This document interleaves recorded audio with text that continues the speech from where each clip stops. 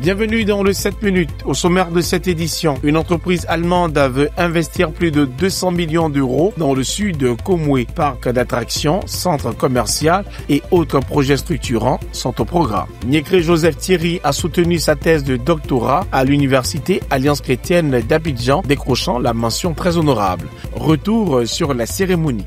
Et puis les bombes aérosols et les pochoirs donnent vie à des fresques percutantes dans les rues d'Abidjan, entre provocation, engagement et poésie. Ces œuvres d'art se déportent désormais dans les galeries, comme l'a constaté notre reporter Fatou Kalouga. Voici pour le sommaire. Bienvenue. Plus de 200 millions d'euros. Ce n'est pas une promesse, mais un engagement ferme d'une entreprise allemande prête à investir en Côte d'Ivoire. Un parc d'attractions, un centre commercial et bien d'autres projets sont annoncés dans la région du Sud Komwe. Une délégation d'investisseurs allemands a été reçue par le président du Conseil économique, social, environnemental et culturel.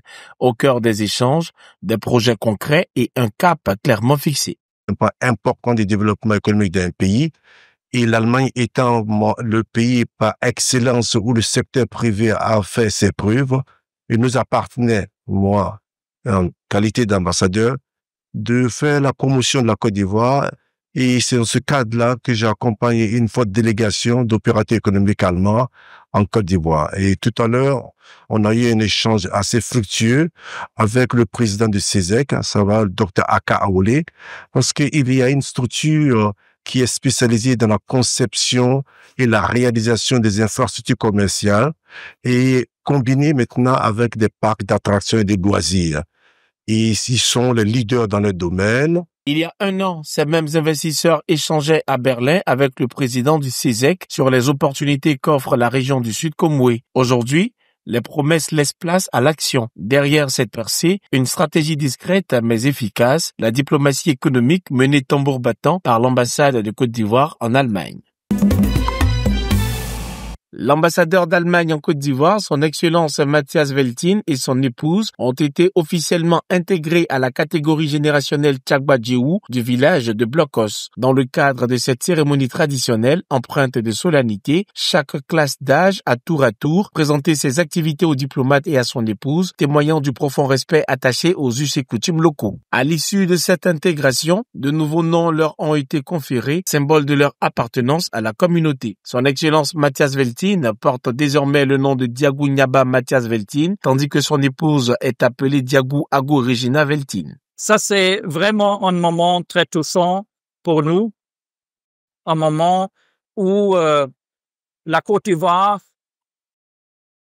mais je crois aussi l'Afrique, dans l'ensemble montre sa générosité, montre que ça c'est un continent très, très accueillant. Vous avez toujours œuvré au renforcement des liens d'amitié entre l'Allemagne et la Côte d'Ivoire grâce à un dévouement, une vision pour une coopération mutuellement bénéfique pour nos deux pays. Ensemble, unis dans la diversité et la compréhension mutuelle, nous pouvons construire un avenir pacifique et prospère pour que vive la coopération ivoiro-allemande. Par cet acte hautement symbolique, les liens entre l'Allemagne et la Côte d'Ivoire se renforcent non seulement sur le plan diplomatique, mais aussi culturel et humain, illustrant une coopération ancrée dans le respect et la valorisation des traditions. L'émotion était palpable vendredi 25 avril à l'université de l'Alliance chrétienne d'Abidjan. Dans la salle de conférence AK, Niekre Joseph Thierry a franchi une étape déterminante de sa vie académique en soutenant sa thèse de doctorat couronnée par l'obtention de la mention très honorable. Sous la direction scientifique du professeur Koudou Opadoui, psychologue et enseignant-chercheur à l'université Félix Houphouët-Boigny d'Abidjan, le nouveau docteur a présenté ses travaux autour du thème « Déterminants psychosociaux des comportements inadaptés chez des élèves du cycle primaire à Abobo, Côte d'Ivoire ». L'idée, c'est de comprendre les comportements problématiques, des causes, les déterminants de ces comportements. Pourquoi, pour être plus simple, pourquoi les enfants ne se comportent pas bien à l'école? À quoi cela est dû? Donc, au cours de notre recherche, nous avons vu qu'il y a, par exemple, le facteur familial, il y a le facteur personnel, mais il y a aussi le facteur scolaire. Au niveau, par exemple, familial, lorsque la famille est désunie, lorsque le niveau de vie n'est pas assez élevé, parfois il peut y avoir des risques de survenance de ces comportements. Un sujet d'une grande portée sociale au cœur des préoccupations éducatives actuelles. Devant un jury attentif et un public composé de proches, de collègues, Nyekri Joseph Thierry a su démontrer la rigueur de ses recherches, l'originalité de ses analyses et l'importance de ses conclusions pour l'amélioration de l'environnement scolaire en milieu urbain défavorisé.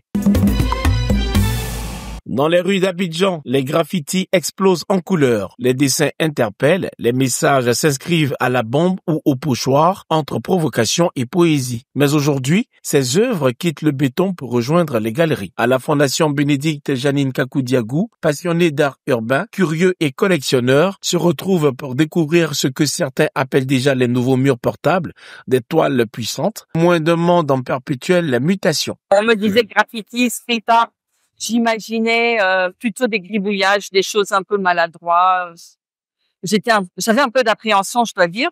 Mais quand je suis venue, que j'ai vu les tableaux qu'on présente, j'ai remarqué que c'était vraiment des artistes avec une grande maîtrise technique. Street art était dans les rues, mais aujourd'hui, c'est sur toile. Et je pense que c'est une innovation. Et ce que les artistes proposent aujourd'hui, je pense que ça ajoute, c'est un plus au niveau de la peinture. Ce vernissage, baptisé l'écho des murs, réunit une dizaine d'artistes urbains. Ensemble, ils réinventent leur art dans un cadre nouveau. Ici, le graffiti devient œuvre d'art au sens classique, sans perdre son essence contestataire. Une exposition collective inédite où chaque œuvre porte une voix, un combat, une vision. À travers nos créations, nous voulons interpeller, sensibiliser, questionner la société, embellir les espaces délaissés ou oubliés de la ville, rendre l'art accessible à tous, sans barrière ni élitisme, créer des liens entre les habitants et leur environnement. Un rendez-vous artistique qui interroge les frontières entre art populaire et art reconnu et redonne au street art toute sa légitimité, du bitume à la galerie. Preuve que l'art urbain longtemps cantonné aux marges trouve aujourd'hui sa place dans les circuits officiels. C'est la fin de ce 7 minutes. Merci de l'avoir suivi. Restez sur cette info. Les programmes se poursuivent.